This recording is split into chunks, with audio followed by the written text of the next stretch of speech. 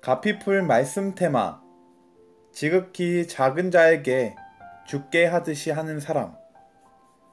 예수님을 믿으면 사람이 선해집니까? 이렇게 질문하면 금세 아닌데요? 라는 대답이 나올 것입니다. 그런데 잘 몰라서 그렇지 선해집니다. 예수님을 바로 믿기만 하면 그리 됩니다. 성령의 열매인 양선이 그런 것입니다.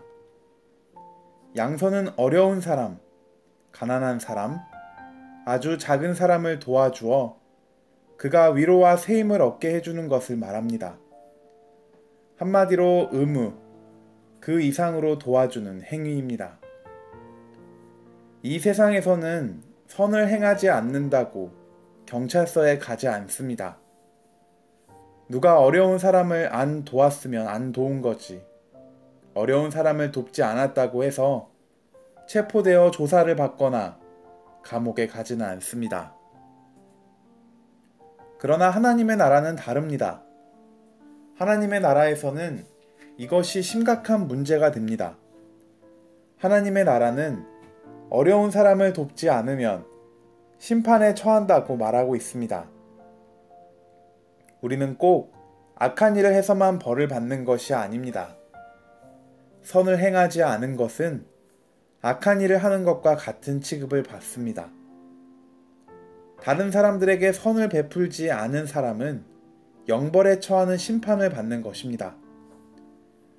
하나님께서 양과 염소를 가르실 때 그 기준이 무엇인지 아십니까?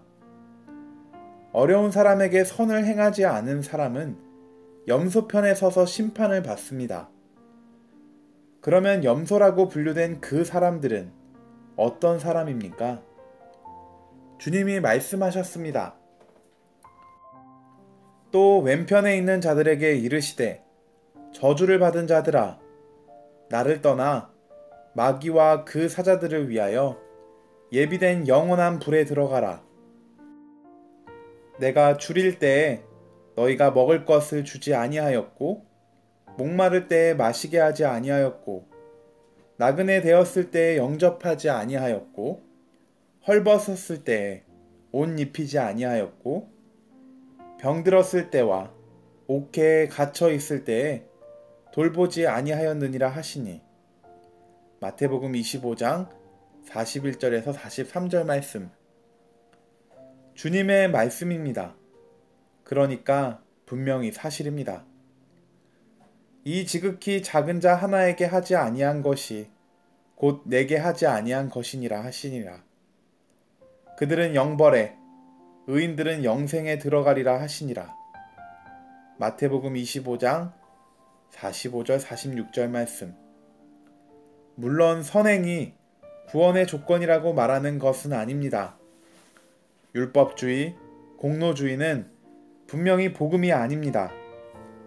이 말씀은 예수님을 올바로 믿는 사람은 내 이웃을 예수님처럼 섬기게 되고 자신 안에 계신 예수님의 영을 따라 선한 일을 하게 된다는 것을 의미합니다.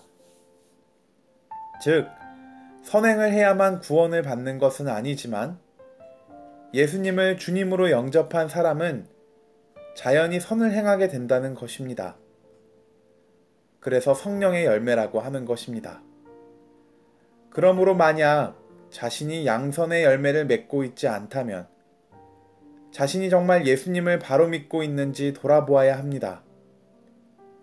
오늘날 성도들 중에 선을 행하는 것에 대하여 무관심한 사람들이 많습니다. 존 스토트 목사는 우리는 선한 일을 하여 구원을 받는 것이 아니다.